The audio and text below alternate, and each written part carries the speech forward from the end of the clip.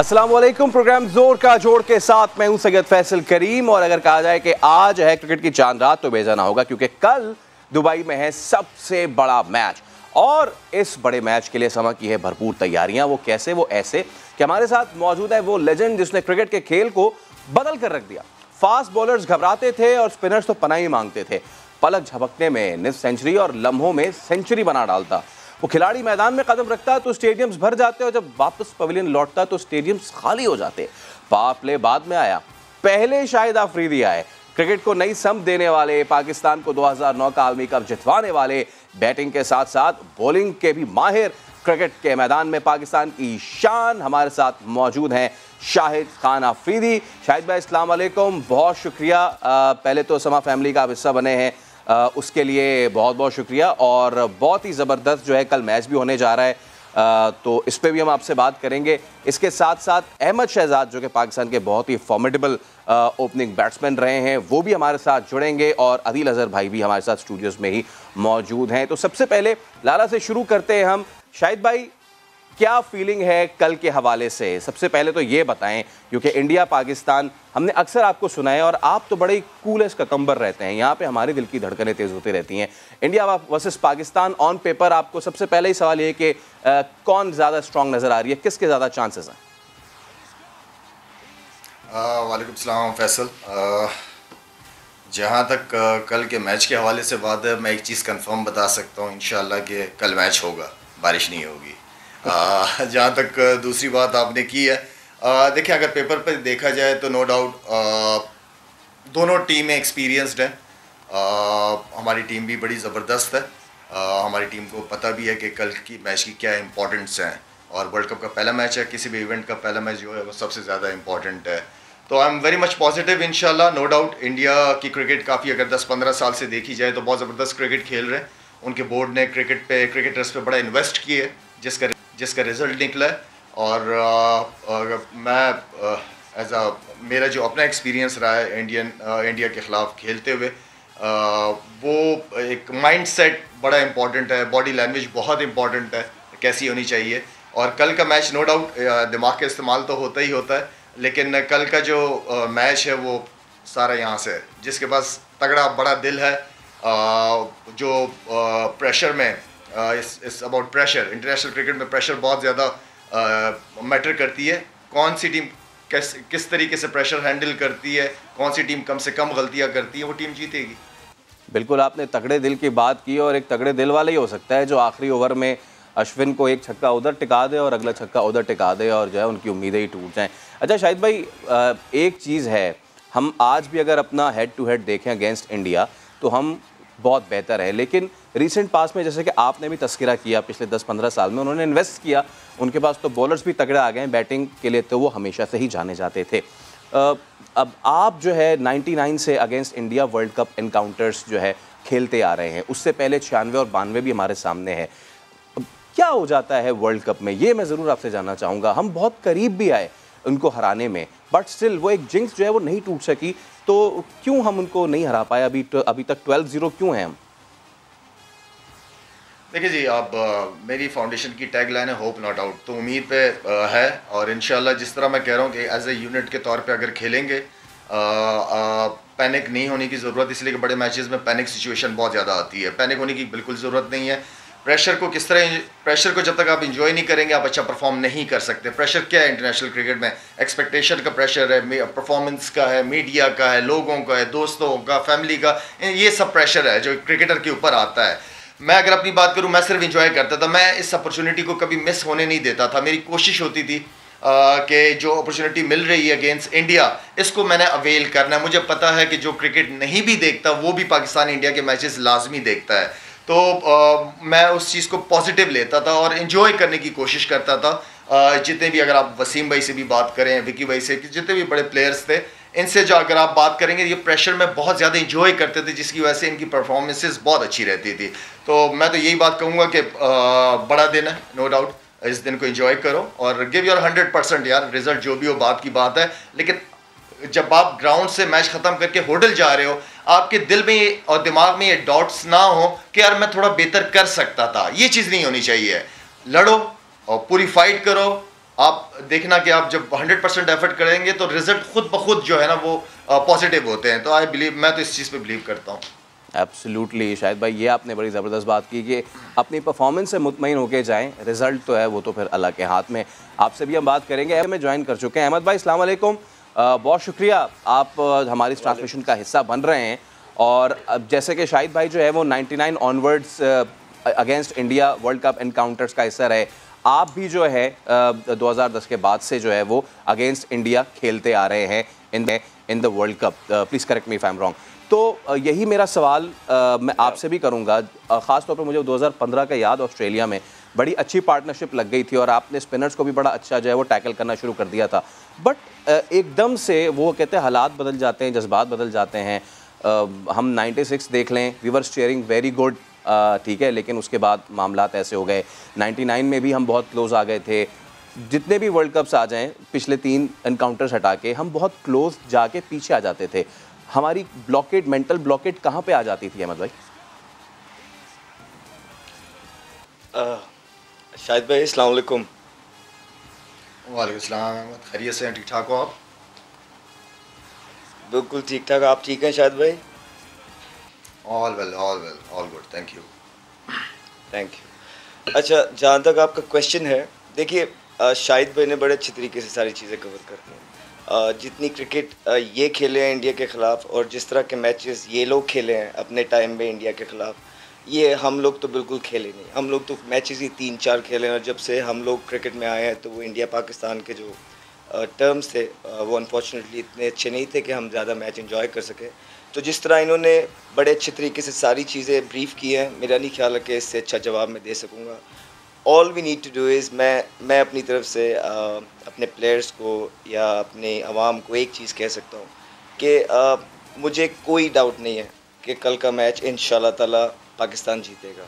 और जहाँ तक रही पहले के मैचेस की बात, हम उसको जितना मर्ज़ी डिस्कस कर लें, वो चीज़ें चेंज नहीं हो सकती। और शाहिद भाई को पता है कि जब हम ड्रेसिंग रूम में होते हैं तो हम यही बात करते हैं कि जो पहले गुजर गया उसको भूल जाओ और जो नया दिन है उसकी तरफ देखें। कल एक नया दिन है, आई एम श्योर कि सब ने बड़ी तैयारी की हुई है।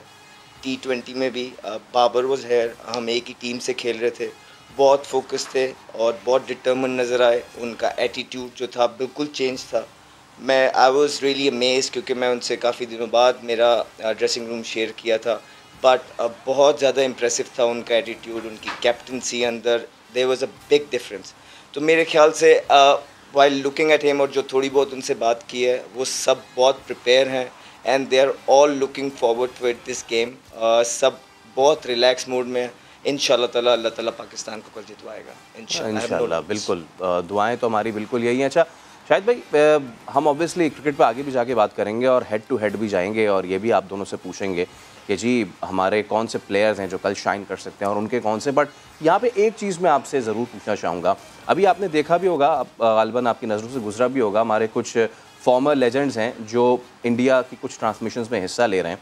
तो उनमें शोएब अख्तर हैं जो कि ख़ुद एक पाकिस्तानी लेजेंड हैं। वहाँ पे उन्होंने कोई इस तरह की बात की कि हमारी क्रिकेट को एक स्लो खेलने वाले ने पीछे ले गया और एक तेज़ खेलने वाला पीछे ले गया। सबकी अपनी अपनी राय होती है और सबकी राय की अपनी अपनी रिस्पेक्ट होती है।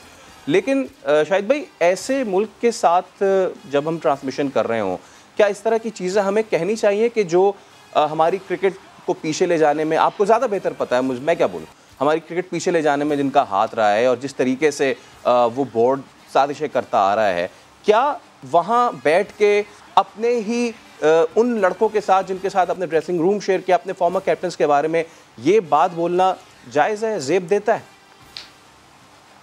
अच्छा, मैंने पहले मैं टीवी चैनल्स पे बड़ा कम आता हूँ, अपने आप को कम लेके आता हूँ। इसलिए मेरी अपनी फाउंडेशन के काम है, दूसरी एक्टिविटीज़ बहुत ज़्यादा है मेरी कोशिश ये होती है कि अगर मुझे किसी से कभी कोई प्रॉब्लम है तो मैं उसके मुंह पे बोलता हूँ, उसकी पीठ पीछे बात नहीं करता मैं। अगर शोएब अख्तर ने ये बात की है, अगर की है तो मैं समझता हूँ गलत बात की है। बल्कि मैं ख़ुद शोएब से बात भी करूँगा कि उसने ये बात क्यों की है, क्या वजह क्या थी इस चीज़ की। मैं यहाँ पे बैठ के कोई शोएब अख्तर या और ज़्यादा क्रिटिसाइज़ किसी और को यहाँ पे करने के लिए नहीं बैठा हुआ। मेरे लिए जो इम्पोर्टेंट चीज़ है वो कल वर्ल्ड कप का मैच है। हम सब एक्साइटमेंट है, पहले एक्साइटमेंट होती थी मैच खेलने की अगेंस्ट इंडिया, अब मेरी एक्साइटमेंट है कल सारे अपने बच्चों को, अपने यंगस्टर्स को देखने की एक्साइटमेंट है और उनको इंशाल्लाह दुआओं में याद रखेंगे और कोशिश होगी कि कल के मैच को एंजॉय करें और उसी को डिस्कस करें। ओके, ठीक है, तो अब उसी पे फिर हम आ जाते हैं और यकीनन आगे चल के इस पर मज़ीद बात करेंगे। नाउ कमिंग टू हेड और अदील अज़हर भी हमारे साथ मौजूद हैं। तो शाहिद भाई, एक वक्त था कि जिस वक्त वसीम अकरम, वकार यूनुस, शोएब अख्तर, मोहम्मद शमी, उमर गुल, ये हमारा पेस अटैक जा रहा है और उसको फिर आप आ जाते थे। उसके बाद अगर कोई कसर रह जाती थी तो हफीज़ और मलिक आके पूरी कर जाते थे, तो बॉलिंग अटैक हमारी बड़ी तगड़ी होती थी। ये शिफ्ट कब हो गया? उनके पास इतने तगड़े बॉलर कैसे आ गए? आपने देखा शामी शुरू में इतना अच्छा नहीं कर रहे थे, बट नाउ वो तो बड़ा फॉर्मेडेबल जो है, उनकी फॉर्म भी लगी हुई है। उसके साथ जसप्रीत बुमराह जिनको नंबर 1 अभी गर्दाना जा रहा है, और उसके बाद उनके स्पिनर्स। तो इंडिया की बॉलिंग कैसे देखते हैं? कैसे इन्होंने इतना ज़्यादा अपने आप को इम्प्रूव कर लिया भाई? इसका जवाब मैंने आपको शुरू में दिया था कि देखें, उन्होंने क्रिकेटर्स पे इन्वेस्ट किया है। IPL की एग्जांपल आपके सामने है। उनके लिए उनका अगर नया यंग लड़का भी होगा और पाकिस्तान के खिलाफ मैच खेल रहा होगा तो नॉर्मल मैच लेके चल रहा होगा, क्योंकि IPL में जिन ओवरसीज़ के साथ उन्होंने ड्रेसिंग रूम के शेयर किया, एंड देन जिस क्राउड के अंदर, आपको तो पता है वहाँ पे IPL के अंदर कितना क्राउड होता है, उस प्रेशर में वो खेलते हैं, और उसको पाकिस्तान और इंडिया को उन्होंने अपना माइंडसेट चेंज किया है। इंडिया ने जो क्रिकेट पे इन्वेस्ट किया है, उन्होंने अपना माइंडसेट चेंज कर दिया। उन्होंने अब पाकिस्तान को उनकी नज़र आगे की तरफ चली गई है। ऑस्ट्रेलिया, साउथ अफ्रीका, इंग्लैंड, जो बड़ी टीम है, न्यूजीलैंड, वो उनके साथ उनके प्लेयर्स ने वर्ल्ड में अगर टॉप करने हैं, अभी आप उनके जितने भी बैट्समैन को देखें, सारे 3-4 अगर देखें, सारे टॉप प्लेयर्स हैं। उनके फर्स्ट 1 से लेकर 4-5 के अंदर उनकी रैंकिंग है। बॉलिंग अगर देखा जाए तो बड़ा टैलेंट आया है। इंडिया अगर चाहे तो वो अपनी 2 टीमें बना सकता है, इतना टैलेंट IPL की वजह से आया है। और बड़े अच्छे, बुमराह की बात की, शामी की बात की, बड़े अच्छे बॉलर। पहले उनके पास इतनी स्ट्रेंथ नहीं थी फास्ट बॉलर्स की, लेकिन उन्होंने क्रिकेट के ऊपर इन्वेस्ट किया है, उन्होंने पैसा लगाया है, उन्होंने ग्रास रूट लेवल पे काम किया है। उनके जितने भी टॉप क्रिकेटर्स हैं, उन्होंने इंडिया टीम को टारगेट नहीं किया कि मैं सिर्फ इंडिया टीम की कोचिंग करूंगा, नहीं। राहुल द्रविड़ आपके सामने एग्जांपल है, अंडर 19 में बच्चों के साथ काम कर रहा है। राहुल द्रविड़ ने ये नहीं देखा कि मुझे इंडिया टीम चाहिए, नहीं, मैंने अपना एक्सपीरियंस अपने बच्चों के साथ, अंडर 19 के बच्चों के साथ शेयर करना है। हमारा यहाँ इशू ये है कि जो भी बड़े नाम है, बड़े प्लेयर हैं, उन्हें सिर्फ पाकिस्तान टीम की कोचिंग करनी है। वाई? क्यों?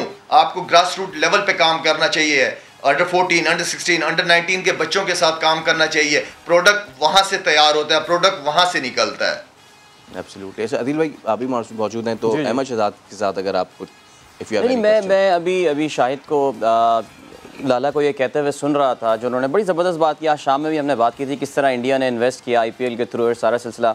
लाला से मैं पूछना ही चाहूँगा कि आप इस वक्त पाकिस्तान की जो डोमेस्टिक क्रिकेट हो रही है, क्या उसको, वैसे अब आपकी मसरूफियात बहुत ज़्यादा हैं, लेकिन कुछ देखने का मौका मिल रहा है? बिकॉज वहाँ से मैं आपको टीम पे लाना चाहता हूँ पाकिस्तान की।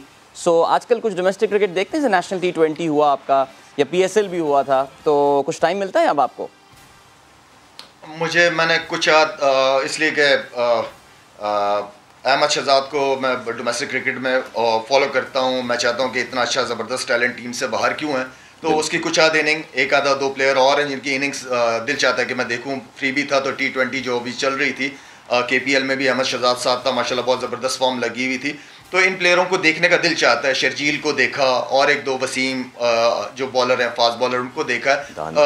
ऑब्वियसली क्रिकेट है, क्रिकेट मेरा पैशन है, तो मैं अपने क्रिकेटर्स को देखता हूँ कि क्या परफॉर्म कर रहा है, पिचेस किस कंडीशन की बन रही है, क्या स्टैंडर्ड है, लेवल क्या है हमारा, हम किस तरफ जा रहे हैं, तो ये चीज़ें देखता हूँ मैं। जी बिल्कुल। तो आज के मैच हमने देखे कि बहुत ही लो स्कोरिंग मैचेस हुए, बल्कि वेस्ट इंडीज़ जो डिफेंडिंग चैंपियन था लाला, वो तो 56 रन पे मेरे ख्याल से आज आउट हो गया, जिससे अंदाज़ा तो ये हो गया कि दुबई की विकेटों के तेवर क्या होने वाले हैं। तो उसके मुताबिक आपके ख्याल से पाकिस्तान टीम जो अपने, बल्कि हमने वक्त से पहले ही टीम भी अनाउंस कर दिया, 12 खिलाड़ी ये होंगे, इसमें से सिर्फ एक तब्दीली होगी।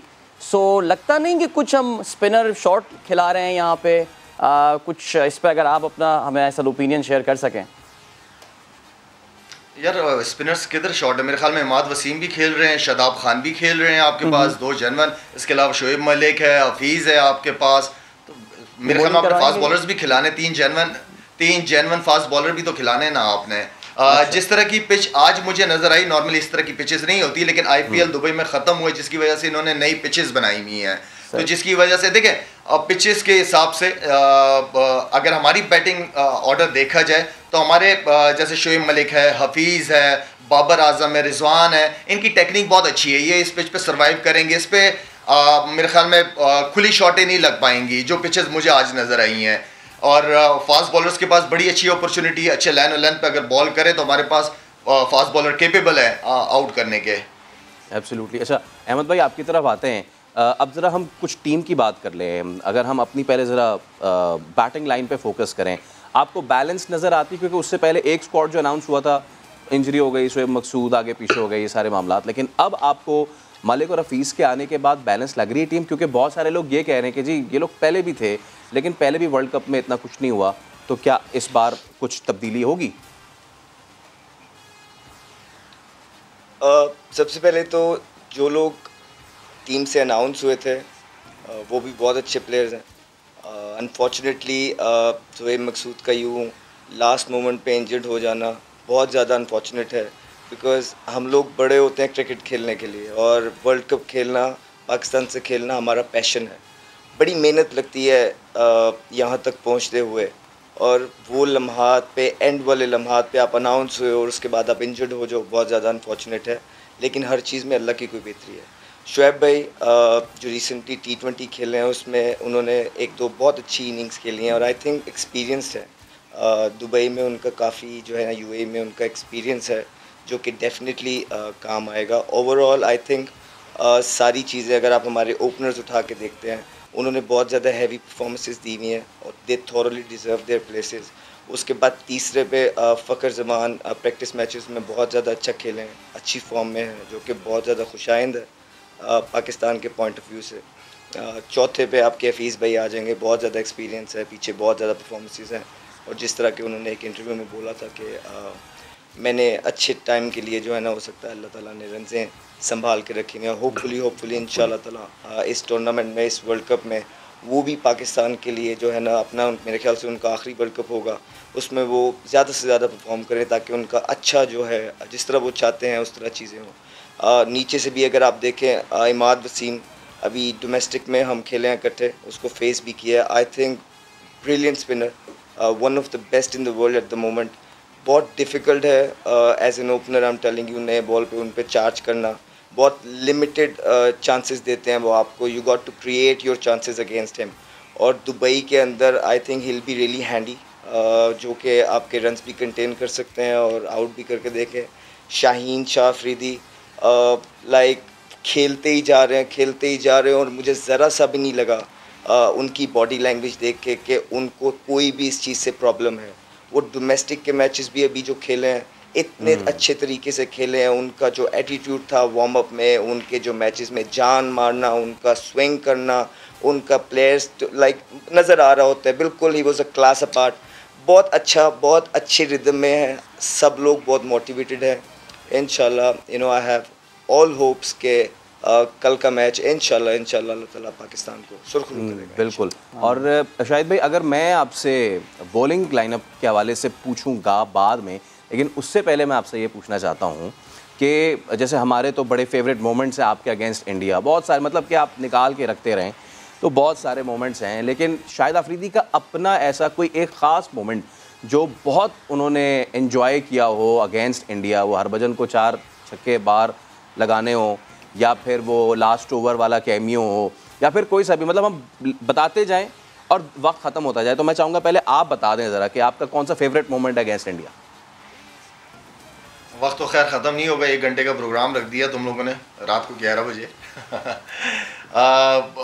मेरे ख्याल में अगेंस्ट इंडिया जो भी इस तरह की परफॉर्मेंस है, 141 थे टेस्ट मैच में, वो टूर नहीं हो रहा था, नहीं लेके जा रहे थे मुझे, तो वो एक बड़ी इनिंग थी। कानपुर की इनिंग 100 था, अगर वो मैच नहीं जीतते तो सीरीज़ हार जाते, वो एक बड़ी इनिंग थी इंसी भाई की कप्तानी में। इसके अलावा फिर नो डाउट एशिया कप की परफॉर्मेंस थी, एशिया कप की। वैसे क्रिकेट के फैंस के लिए गौतम गंभीर के साथ जो इनका एक सिलसिला हुआ था सोशल मीडिया में, वो आज भी बड़ा पॉपुलर है। वो पॉपुलर है, और मेरे लिए तो वो वाला था जिसमें आमिर सुहेल आके ना शाहिद भाई को समझा रहे थे कि अब मार दिया, अब ना मारना टोरंटो में, उन्होंने अगली बॉल पे फिर मार दिया। ठीक है, तो वो वाला। अच्छा, ये तो हमने अपनी बात कर ली। अब बात ये कि लॉर्ड्स और ढाका, चेन्नई, दुबई या फिर टोरंटो, शाहिद भाई की जो यादें हैं शायकीन क्रिकेट के दिलों में बसी हुई हैं। हमने भी एक ज़रा सरप्राइज में इस मोन्टाज के जो शाहिद भाई का जो बॉल अंदर स्लांट होता है ना, और जो इन्होंने हर्षल गिब्स को आउट किया था, वो एक बहुत मेमोरेबल था। ख़ास तौर पे उस मैच में किसी को कुछ याद रहे ना रहे, जैक कालिस को बहुत कुछ याद रहेगा। बल्कि फैसल, लाला का जो आखिरी वर्ल्ड कप का मैच मोहाली में, अगर मैं गलती पे ना हूँ तो ऑस्ट्रेलिया, मैं वहाँ पे मैदान में मौजूद था। I was there with my Indian friends, और जब तक लाला मौजूद थे हमें लग रहा था कि पाकिस्तान मैच जीतेगा। बल्कि यकीन जाने, लाला मकबूजा कश्मीर से बहुत सारे कश्मीरी आए हुए थे, वो सिर्फ लाला को देखने आए हुए थे, और हम उस वक्त ये कह रहे थे कि यार, और उन्होंने बल्कि शुक्रिया भी किया था, अगर आपको याद हो, अवार्ड्स के टाइम पे, और उस पर बड़ा शोर भी मचा था, और हम यही कह रहे थे कि यार इस ज़मीन पे भी अल्लाह ने क्या इज़्ज़त दी है। लाला, आज मैं आर्टिकल क्रिकइन्फो में आया हुआ था, उस्मान समीउद्दीन ने शाहीन शाह अफरीदी के बारे में लिखा था। अब तो आपकी वाली किट नंबर भी जो है वो शाहीन पहन रहे होते हैं। उन्होंने ये बोला है कि भाई अगर आप मुखालिफ टीम के ओपनिंग बैट्समैन हैं तो जो दुनिया का सबसे ख़तरनाक बॉलर आपको स्टार्ट कर सकता है, जिसको आप फेस कर रहे होंगे, वो शाहीन शाह अफरीदी। डरने की ज़रूरत है, उसको डरने की ज़रूरत है। ये उनके अल्फाज एक्चुअली उन्होंने इस्तेमाल किए थे। शाहीन के हवाले से पाकिस्तान की कामयाबी, जो इंशाल्लाह वर्ल्ड कप में पाकिस्तान अगर अच्छा खेलना है, शाहीन के रोल के हवाले से अगर आप कुछ हमें जिक्र कर सकें, बता सकें प्लीज़। मैं पहले समा का शुक्रिया अदा करता हूँ कि जिन्होंने मेरी अच्छी परफॉर्मेंस के हवाले से लोगों से पूछा, बुरी का नहीं पूछा। वेल, जहाँ तक शाहीन की बात है, मेरे ख्याल में बड़ा एनर्जेटिक, बड़ा तगड़ा, पैशनेट, और एक ऐसा लड़का जिसकी बॉडी लैंग्वेज से नज़र आता है आपको कि ये कुछ करना चाहता है। तो ये क्रिकेटर के अंदर ये बड़ी क्वालिटी होती है, जो उसकी बॉडी लैंग्वेज सब कुछ बता देती है कि कितना पैशनेट है, कितना परफॉर्म करने के लिए वो पागल हो रहा है, करना चाह रहा है। तो ये अच्छी बात उसके अंदर मुझे नज़र आई है। और देखें, अच्छा स्टार्ट जो है वो T20 फॉर्मेट या किसी भी फॉर्मेट में स्टार्ट का होना अच्छा ज़रूरी होता है। नया बॉल हो तो बॉलर का काम होता है कि आउट करे, बैट्समैनों का काम होता है कि रन्स करे, सर्कल का फ़ायदा उठाए। तो एक्सपेक्टेशन बहुत अच्छी है, काफ़ी है। जिस तरह अहमद ने बात की कि वो कंटिन्यू क्रिकेट खेले जा रहे हैं, कंटिन्यू क्रिकेट खेले जा रहे हैं। मेरी एक दो दफ़ा बात हुई है, उसको थोड़ा ब्रेक देना चाहिए, उसको एक ब्रेक ज़रूरी होता है अगर आपने उसको लंबा लेके जाना है। इसलिए कि इंसान की जो जिस्म है एक मशीन है और इसको रेस्ट भी चाहिए होता है। मैंने सुना कि 2018-19 में उसने कोई 750 ओवर किए हैं, तो उसके ऊपर बहुत ज़्यादा लोड डाला गया। तीनों फॉर्मेट भी खेल रहा है वो लड़का। तो खैर, अब तो ये स्टेज नहीं है उसको रेस्ट की। अब तो ये वर्ल्ड कप में एक, जिस तरह मैंने कहा था शुरू में, कि एक बड़ी ज़बरदस्त अपॉर्चुनिटी सारे यंगस्टर्स, सारे प्लेयर्स के पास है कि वो अच्छा परफॉर्म करें, अपना नाम बनाएं। और इस तरह के लड़के हमारे पास केपेबल हैं, हमारे पास इस तरह जो स्क्वाड है हमारा, इसमें प्लेयर्स केपेबल हैं कि वो पाकिस्तान को बड़े ज़बरदस्त जगह पर लेके जा सकते हैं। सही है। अच्छा, शाहीन शाह अफरीदी की तो बात की हमने शाहिद भाई, लेकिन अहमद भाई, मैं चाह रहा हूँ कि अब ज़रा, क्योंकि आप इन लड़कों के अगेंस्ट भी खेलें जो हमारी पेस बैटरी इस वक्त वर्ल्ड कप में है, मेट भी हारिस रऊफ या शाहीन शाह अफरीदी। शाहीन से ऑब्वियसली 4 ओवर निकलवाने हमने, अब बाकी पेसर्स को कैसा देख रहे हैं? क्योंकि अगर रन्स लीक करने पे आए तो हारिस रऊफ हो जाएँ। उन्होंने लास्ट में भी गो के पोलार्ड को आखिरी बॉल पे बोल लिया, लेकिन उससे पहले 5 चौके वो कंसीड कर गए। प्रैक्टिस मैच की गलतियां मेन मैच में दोहराने की हमारे पास गुंजाइश नहीं है। तो पेस बैटरी में मजीद किसको अच्छा करता हुआ देख रहे हैं? देखिए, 1-2 परफॉर्मेंसेस ऊपर नीचे हो जाना, इट्स प्रीटी नॉर्मल। एक क्रिकेटर की ज़िंदगी में ऐसा होता है, बहुत नॉर्मल चीज़ें हैं। लेकिन होता क्या है कि जब आप जीत रहे होते हैं तो ये सारी चीज़ें छुप रही होती हैं। जब आप हार रहे होते हैं तो फिर आपकी परफॉर्मेंसेस सामने आती है। एक नेचुरल सा फिनोमेना है। जो पेस बैटरी गई हुई है, जिस तरह शाहीन है, हसन अली है, हारिस रऊफ है, आई थिंक ये बहुत अच्छे बॉलर्स हैं। हारिस रऊफ का जो काम है, जिस तरह वो रिवर्स करते हैं, डेप्थ में बॉलिंग करते हैं, उनका एक रोल है टीम के अंदर, इसीलिए उनको रखा है, जो कि है विकेट्स लेना और डेप्थ में बॉलिंग करना। उसके बाद हसन अली हैं, वो आके आपके जो मुश्किल ओवर्स होते हैं, जिस तरह अक्सर वो नंबर 6 का ओवर करते हैं, नंबर 12, फिर एंड में ओवर्स करते हैं। तो इन सब का एक रोल है जो कि ये बड़े अच्छे तरीके से निभा रहे हैं। शाहीन की जिस तरह भी शाहिद भाई ने बात की है, जिस तरह वो इमर्ज हुए हैं ओवर द ईयर्स, बिल्कुल कल की बात लगती है कि भी लाहौर कलंदर से आके खेले थे, बिल्कुल रॉ थे, और ओवर द ईयर्स जिस तरह 2-3 सालों में उनका कद ऊंचा हुआ है। मेरे ख्याल से क्रेडिट गोज़ टू हिम। जिस तरह उन्होंने मेहनत की है, आसान नहीं है आजकल के दौर में अपने आप को मनवाना, जहाँ पे इतनी ज़्यादा स्क्रूटनी हो हर परफॉर्मेंस पे, हर दिन आके आपको अपने आप को प्रूव करना पड़ता है, तभी आप खेल सकते हैं। आजकल तो 2 से 3 परफॉर्मेंसेस पे हम लोग एक दूसरे को क्रिटिसाइज़ करने लग जाते हैं। I think hats off to him, जिस तरह 3 सालों से उन्होंने अपना लोहा मनवाया हुआ है। हर दुनिया का जो कमेंटेटर है, जो बड़े प्लेयर्स हैं, सब उसको प्रेस करते हैं। हर जगह जाके उन्होंने परफॉर्मेंसेस दिए हैं। Same goes to Hasan Ali as well, जिस तरह इंजरी के बाद वो वापस आए और उन्होंने परफॉर्मेंसेस किए हैं। तो इन सबको इस चीज़ का क्रेडिट जाता है। ये थॉरली डिज़र्व करते हैं। They are capable enough to destroy any opposition.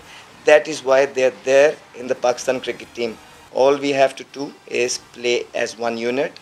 Unity जितना जेल हो सके खेलें और काम रहें, और इंशाल्लाह ताला things are looking pretty good at the moment. Okay, and I hope things do pretty good tomorrow as well. अच्छा, शाहिद भाई बहुत सारे ऐसे encounters हुए कि you got to hope for the best, right? Obviously, we are hoping for the best and hope not out actually. Yeah. तो if you going to believe it, yes, and तभी होगा, otherwise जब तक believe नहीं होगा हम सबका मिलके कभी भी नहीं होगा। belief से होगा इंशाल्लाह हम सबका।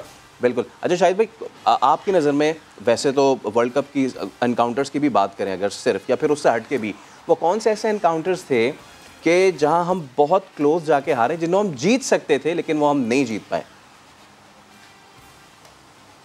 बहुत सारे ऐसे मैचेस हैं। ये आप सिर्फ वर्ल्ड कप की बात कर रहे हैं? अच्छा, सिर्फ पहले वर्ल्ड कप की कर लेते हैं, उसके बाद इसके अलावा भी अगर आपको कोई आए जहन में तो प्लीज़ बताइए। आई थिंक साउथ अफ्रीका में जब 2007 की बात है मेरे ख्याल में, जब हम मिसबा का जो शॉट था वो एक ऐसा लम्हा था जो यादगार, मतलब इतनी ज़बरदस्त सीरीज़ मिसबा ने खेली थी, और बल्कि वो मैच भी बहुत अच्छा खेला था। मिसबा ने बहुत अच्छी बैटिंग की थी, लेकिन वो लास्ट बॉल पे आउट हो जाना, इसलिए कि मैच जीत गए थे वो, तो वो एक ऐसा था कि हम जीत सकते थे मैच। इसके अलावा 99 में मैनचेस्टर में जो हमारा मैच था इंडिया से, वो भी मेरे ख्याल में हम अगर गलतियाँ नहीं करते, इट्स ऑल अबाउट मिस्टेक्स। जो टीम ज़्यादा मिस्टेक करती है, ऐसा होता नहीं है कि एक टीम बिल्कुल मिस्टेक ना करे, दूसरी मिस्टेक्स करती रहे। मिस्टेक्स दोनों से होती हैं, दोनों टीमों से, लेकिन जो कम से कम मिस्टेक्स करे वो टीम जीतती है। वैसे लाला 2007 के फाइनल में जो इंडिया से इतना क्लोज आके हम मैच हारे थे, कितने दिन लगे थे हमें तो आज तक वो रिकवर होने में। हम तो खैर आज तक नहीं निकल पाए उस गम से। 96 से नहीं निकल पाए मैच 96 से नहीं निकल पाए। चले हम तो निकल आ गए थे, मुझे तो लग रहा है मिसबा आज तक नहीं निकला निकला है मिसबा नहीं निकला आज तक। और अच्छा चले, फिर 2011 का वर्ल्ड कप का ज़ाहिर है ये मैच, वो भी एक ऐसा सिलसिला, सॉरी 2011 का, जी वो तो एक मिसबा पे एक छाप लग गई, वो जो उनका नाम टुक टुक पड़ गया वो आज तक पड़ा हुआ है। बट वो जो मिसबा ने उस वक्त किया लाला आपसे, क्योंकि आप Pakistan team you are there leading the team, strategy थी ऐसे ही लेकर जाना है, या मिसबा भी कहता था कि मैं और कर क्या सकता था, दूसरी तरफ तो विकेटें रुकी नहीं रही थी, क्या क्या याददाश्त है उसकी? देखिए, अब मिसबा का एक स्टाइल है, उसकी एक तरीका है खेलने का उसका। मैं ये समझता था कि जो प्रेशर मैचेस होते हैं उसमें अगर आप बहुत ज़्यादा डॉट बॉल्स खेलते हैं तो प्रेशर उल्टा आपके ऊपर आ जाता है। तो मिसबा की अपनी एक सोच है, मैं बाहर बैठा, मेरी अपनी एक सोच थी कि नहीं, सिंगल डबल्स होने चाहिए थे, स्कोर बोर्ड चलना चाहिए था, डजंट मैटर अगर विकेट गिरती भी तो सिंगल डबल्स नहीं रुकने चाहिए। सिंगल डबल से ये है कि बॉलर के ऊपर भी प्रेशर होता है और टीम का स्कोर बोर्ड भी चल रहा होता है। लेकिन मिसबा ने 2011 का वर्ल्ड कप बहुत अच्छा खेला था, अच्छी परफॉर्मेंसेज रही हैं उसकी। आई नो कि 2011 के उस मैच के बाद, सेमीफाइनल के बाद, काफ़ी क्रिटिसिज्म मिसबा के ऊपर था, इवन के काफ़ी सख्त डिसीजन लेने पड़ रहे थे बोर्ड को, लेकिन एज अ कैप्टन मेरी हमेशा से कोशिश रही है कि मैंने अपने प्लेयर्स को सपोर्ट किया है। एब्सोल्युटली, और यही होना चाहिए एज कैप्टन। जब तक आप प्लेयर्स को सपोर्ट नहीं करेंगे तो मामला कैसे आगे चलेंगे। अभी एक ब्रेक ले रहे हैं हम, और ब्रेक के जब उस पार हम हाजिर होंगे तो हम करेंगे हेड टू हेड, पाकिस्तान की बैटिंग वर्सेस इंडिया की बैटिंग, पाकिस्तान की बॉलिंग वर्सेस इंडिया की बॉलिंग, पाकिस्तान की fitness versus their fitness, because fielding बहुत ज़्यादा अहम किरदार अदा करने जा रही है, और ग्राउंड की कंडीशन क्या होने जा रही है। आज जो एनकाउंटर हुआ वेस्ट इंडीज़ वर्सेस इंग्लैंड, क्या कल उसी तरह का कोई एनकाउंटर हम देख सकते हैं? ब्रेक लेंगे, उसके बाद दोबारा इस पर बात करेंगे। हमारे साथ ही रहिएगा।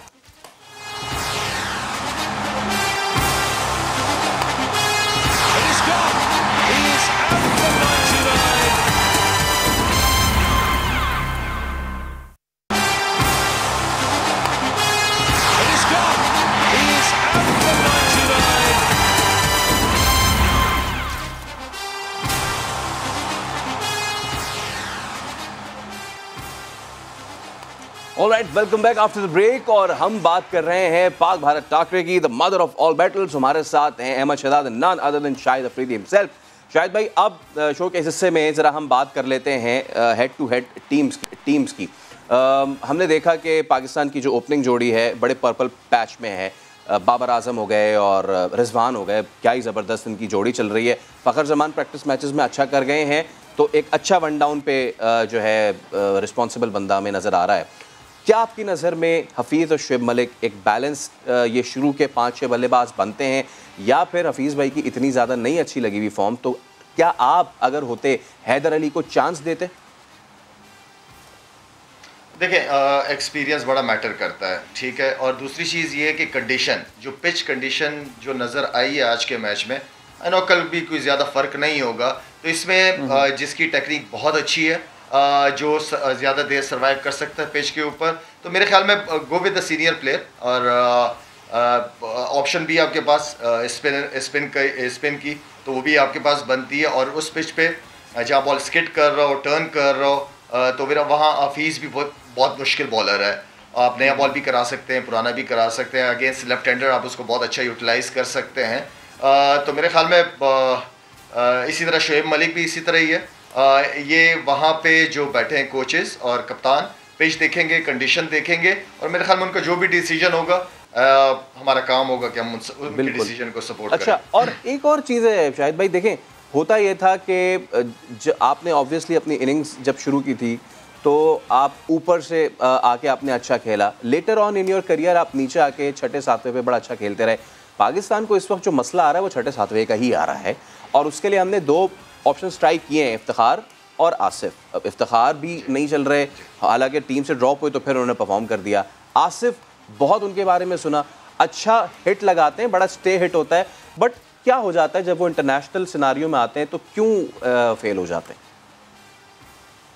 देखिए, ये तो नो डाउट आसिफ को काफ़ी चांसेस मिले, इफ्तिखार को भी चांसेस मिले, लेकिन इफ्तिखार को भी T20 की जो डोमेस्टिक हो रही थी, बड़ा ज़बरदस्त उस लड़के ने परफॉर्म किया। और उस लड़के के अंदर मुझे चेंज नज़र आया उसकी गेम के अंदर। हिटिंग के साथ साथ सिंगल डबल स्ट्राइक रोटेट कर रहे थे। ये बड़ी बात है। गेम अवेयरनेस बहुत इंपॉर्टेंट चीज़ है, स्मार्ट क्रिकेट इसी को कहते हैं, और उस लड़के के अंदर है। उसने पहले भी परफॉर्म किया पाकिस्तान के लिए।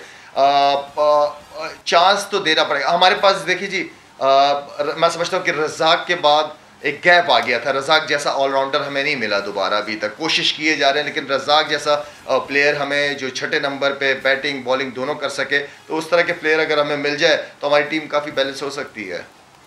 अगर लाला से मैं पूछूंगा कि आसिफ और हैदर के दरमियान अगर एक इस वक्त स्टेलमेट हो, उनमें किसी एक को चूज़ करना हो, अगर आप टीम के कप्तान या आप टीम मैनेजमेंट का वहाँ पे पार्ट होते, तो इन दोनों में से किसको आप पिक करते हैं? बिकॉज दोनों का मोर और लेस एक ही स्टाइल है खेलने का। देखिए, जिस नंबर पे आसिफ खेलते हैं तो फिर आसिफ की जगह 6 नंबर है। अगर 6 नंबर पे तो आसिफ ही बनता है। अगर आपने ऊपर चांस देना है किसी के लिए, और हैदर अली को हमने देखा है कि ऊपर पोजीशन पे उसने रन किए हैं, तगड़ी शॉटें मारी हैं, तो फिर हैदर बनता है ऊपर। बिल्कुल। अच्छा अहमद भाई, यही अगर मैं आपसे पूछूं कि क्योंकि आपके ये सारे कलीग्स रहे हैं, आपके काउंटर पार्ट्स रहे, इनके साथ अब खेलते आए हैं, बहुत सारी आवाज़ें उठी, और अब तो चलें, अब तो स्क्वाड भी अनाउंस हो गया, अब तो बिल्कुल 11th आवर पे हम आ गए कि जहाँ पे हमने कल खेलना है। बट आपको लगता है कि कुछ ऐसी एक्सपीरियंस की, शायद मैंने बात की, अगर एक्सपीरियंस के साथ ही जा रहे हैं, एक साइड हम देख रहे हैं कि भारत जो है वो धोनी को एज अ मेंटोर लेकर आ रहा है, लेकिन दूसरी जानिब वो बंदा जिसने आपको चैंपियंस ट्रॉफी जिता के दी इतनी स्ट्रॉन्ग टीम के अगेंस्ट, वो सरफराज ही नहीं है आपके साथ, तो इस सिनारियो को कैसा आप देखते हैं? देखिए, पहले मैं थोड़ा शाहिद भाई की तरफ लेके जाना चाहूँगा चीज़ों को। जो आपने क्वेश्चन पूछा था लोअर मिडिल ऑर्डर का, शाहिद भाई क्योंकि लाइक मॉडरेट इंसान है, वो अपना नाम खुद नहीं लेंगे। बिल्कुल। हकीकत बात यही है कि शाहिद भाई और रज़ाक भाई के जाने के बाद हमें उस नंबरों पे उस तरह का जितने भी चांसेस दिए गए, उस तरह का हिटर या उस तरह की हिटे छिक्के किसी ने नहीं मारे। डोमेस्टिकली चीज़ें बिल्कुल डिफरेंट होती हैं, वहाँ हमें नज़र आई चीज़ें, लेकिन इंटरनेशनली जाके प्रेशर सिचुएशंस में जो इन लोगों ने प्रूव किया है वहाँ पे, जिस तरह बाउंड्रीज क्रॉस की, आई थिंक पाकिस्तान को बहुत ज़्यादा फ़ायदा होता था। और स्पेशली यूएई की क्रिकेट में हम लोग बहुत ज़्यादा मैचेस जीते हैं इन वजह से। दूसरा जो आप क्या क्वेश्चन था आपका, सॉरी कैन यू रिपीट? मैंने आपसे ये पूछा था कि जिस तरीके से सरफराज हैं, हम उसकी बात कर ही रहे थे, अगर हफीज़ की एक्सपीरियंस तो फिर सरफराज के पास भी था। वो बंदा है जिसने CT17 आपको ला के दिए, तो वो भी एक टीम में नहीं है। तो और ख़ास तौर पर पिछले 2 साल में भी जो होता रहा है, क्या आपकी नज़र में सही था उनको जिस तरीके से बाहर किया गया और अभी भी वो टीम के साथ नहीं है? आई थिंक वो टीम के साथ है, वो स्क्वाड में साथ होना क्या ही होना। हाँ बिल्कुल अहमद भाई, ऐसा साथ होना क्या साथ होना है? अब देखिए पाकिस्तान की टीम के साथ होना भी बहुत बड़े ऑनर की बात है, ये तो पहले समझ लीजिए। बिल्कुल। दूसरा ये है कि डेफिनेटली वो वहाँ पे अच्छा खेलते हैं, इसीलिए सिलेक्ट हुए। ऑफ कोर्स आप देखिए रिजवान ने बहुत अच्छी परफॉर्मेंसेस की हुई हैं, इससे सरफराज बहुत प्रूवन है, उन्होंने कैप्टनसी में चैंपियंस ट्रॉफी जितवाई है, बड़े प्रेशर मैचेस में परफॉर्मेंसेस भी की हैं। लेकिन जब से वो ड्रॉप हुए थे उनकी जगह रिजवान एज कीपर खेले, उन्होंने बहुत परफॉर्मेंस किया। और मेरे ख्याल से ऐसा ही होता है, एक जिस तरह अब मैं हूँ, जब से मैं एनफील्ड हूँ या टीम से बाहर हूँ, मेरी जगह जो दूसरे खेल रहे हैं वो परफॉर्मेंस कर रहे हैं, तो आपको अपनी बारी का इंतज़ार करना पड़ता है। सरफराज इसलिए टीम के साथ हैं बिकॉज वो बहुत अच्छे कीपर हैं, बहुत अच्छे बैट्समैन हैं, इसीलिए वो स्क्वाड के साथ है। और ये सारे का सारा स्क्वाड जाता है, उसमें से जो कंडीशंस को देख के, जो पिच को देख के, जो ऑपोजिशन को देख के, टीम मैनेजमेंट की मर्जी होती है कि वो किसको लेके जाना चाहती है, किसको अपॉर्चुनिटी देना चाहती है। जीतते हैं, हारते हैं, उसके बाद चीज़ें होती हैं। डेफिनेटली सारे का सारा स्क्वाड बहुत टैलेंटेड है और यू नेवर नो, इंशाल्लाह ताला अल्लाह करे एक दिन या जब भी या कल या कभी भी सरफराज भी खेलें, वो भी पाकिस्तान को मैच जितवाएं, जो भी खेले इंशाल्लाह। बिल्कुल। अच्छा शाहिद भाई, हारिस रऊफ की बात मैंने अहमद से तो कर ली थी, मैं आपसे भी चाह रहा था क्योंकि आपने भी उनको फेस किया है कि कैसा पेस है उनका एज अ बैट्समैन, बताइएगा कि इसी फियरिंग आगे, क्योंकि उन्होंने विराट को भी नेट्स में कभी बॉल किया था, तो विराट भी उनके बड़े गुण गाते हैं, तो कैसा पेस है एज अ बैट्समैन, कैसे रेट करेंगे आप हारिस को? देखिए पेस होना एक अलग चीज़ है, उसके पेस के साथ लाइन और लेंथ का होना भी बहुत ज़्यादा इंपॉर्टेंट है। तो ऐसी पेस का कोई फ़ायदा नहीं है जब लाइन और लेंथ ही ना हो आपका। मेरे ख्याल में तगड़ा है, एग्रेसिव है, जो कि फास्ट बॉलर के अंदर एक क्वालिटी होनी चाहिए, एग्रेशन, वो उसके अंदर है, करना चाहता है, वो अच्छी बात है। डिपेंड करता है कि उसको बताने वाला कौन है, कि किस तरह कि किस फ्रेम ऑफ माइंड के साथ आपको गेम में जाना चाहिए, कौन से एरिया में ज़्यादा से ज़्यादा बॉलें आपको करनी चाहिए। असल चीज़ गाइडेंस है, ग्रूमिंग है। हमारे यहाँ टैलेंट आ तो जाता है, ग्रूम नहीं कर पाते हम। जब तक हम बच्चों को ग्रूम नहीं करेंगे, क्रिकेट अकेडमीज किस चीज़ के लिए है? सिर्फ इस चीज़ के लिए थोड़ी कि क्रिकेट खेल के आप चले गए, नहीं, अब बच्चों को वहाँ ग्रूम किया जाता है। आप ऑस्ट्रेलिया की, साउथ अफ्रीका, इंग्लैंड, यहाँ की अगर आप क्रिकेट अकेडमीज देखें तो आप सोच पड़ जाएंगे कि ये एक यूनिवर्सिटी है, इसमें सिर्फ क्रिकेट नहीं है, इसके अंदर और चीज़ें, ग्रूम, किस तरह टैलेंट को पॉलिश किया जाता है, टैलेंट को सामने, ताकि उस टैलेंट को पता चले कि तुम्हारे अंदर तुम कितने स्किलफुल हो, तुम क्या कुछ कर सकते हो। तो ये अवेयरनेस है, ये ग्रूमिंग है बच्चों की। तो टैलेंट आता है, बहुत आता है, पाकिस्तान में बहुत टैलेंट है, लेकिन अकेडमीज की रिस्पॉन्सिबिलिटी बहुत ज़्यादा बनती है और हर जगह अकेडमीज होनी चाहिए पाकिस्तान। और जैसे कि गाइडेंस की भी आपने बात की ना शाहिद भाई, आप देख सकते हैं कि जो बराबर वाली टीम है वो किस तरीके से, राहुल द्रविड़ का आपने जिक्र किया, पहले वो छोटे बच्चों के साथ, अंडर 19 के साथ, और उसके बाद अभी जो इनका मोटिव है महेंद्र सिंह धोनी को एज अ मेंटोर लेकर आना, ये बड़ा इंपॉर्टेंट है, क्योंकि धोनी ही जो विकेट के पीछे से सारे स्पिनर्स को चला रहे होते थे, और अभी भी आगे भी उनकी जो मेंटोरशिप होगी तो उसमें भी जो है वो टीम इंडिया कैसा करती है वो तो हम देखते हैं। कल ना करे, ज़्यादा बाद में कर ले, कल ना करे। खैर, अच्छा, since we are moving towards the end of the show, लेकिन पिक्चर अभी बाकी है मेरे दोस्त, तो क्योंकि प्रेडिक्शंस हमने भी नहीं ली हैं, तो सबसे पहले मैं आदिल भाई आपसे शुरू करूंगा। ऑन पेपर या ऑफ पेपर सब छोड़ें, हाँ ठीक है, मुझे बताएं कि कल इंडिया के पाकिस्तान इंडिया लग रहा है मुझे मैच जीतता हुआ कल। अच्छा ठीक है। अहमद भाई, इंडिया के पाकिस्तान? सर मुझे तो कोई डाउट ही नहीं है, इतना सभी पाकिस्तान। आमीन आमीन। और शाहिद भाई, इंडिया के Pakistan, on paper, of paper, Bumrah और फला ढिमका सारे ठीक है, सब कुछ है, बट स्टिल जब हम जा रहे हैं, क्योंकि एक ऐसे टाइम में जिस वक्त हमारी टीम बड़ी फॉर्मिडेबल होती थी और हम शारजा में उनको मार रहे थे, वर्ल्ड कप में आके वो हमें हरा रहे थे, तो अब हमारी इतनी फॉर्मिडेबल नहीं है, उनकी ज़्यादा स्ट्रॉन्ग है, तो शायद हो सकता है मेरा वाला फॉर्मूला लग जाए, हो सकता है हम कमज़ोर हैं तो उनको वर्ल्ड कप में हरा दे, हो सकता है, अल्लाह करे। देखिए मैं क्रिकेट को ना खेल की तरह लेता हूँ।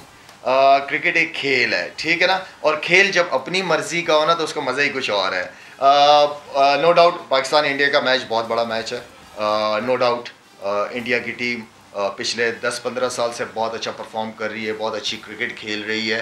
हमारा थोड़ा सा इशू ये है कि हम एक्सपेरिमेंट्स करते रहते हैं। वर्ल्ड कप्स के कुछ दिनों पहले हमारी कुछ और टीम थी, वर्ल्ड कप में कुछ और टीम है। हम एक्सपेरिमेंट्स बहुत ज़्यादा करते हैं। हमारे जो नए लोग आते हैं, नए चेयरमैन आते हैं, वो अपना कानून, अपना आइन लेके आते हैं। खुदा के लिए मेरी रिक्वेस्ट है कि एक सिस्टम को बनाओ और उस सिस्टम को फॉलो करो। चेहरे बदलने दो, चेयरमैनों के, सिलेक्शन कमेटी के चेहरे बदलते रहें। चेहरे बदलने से कुछ नहीं होता।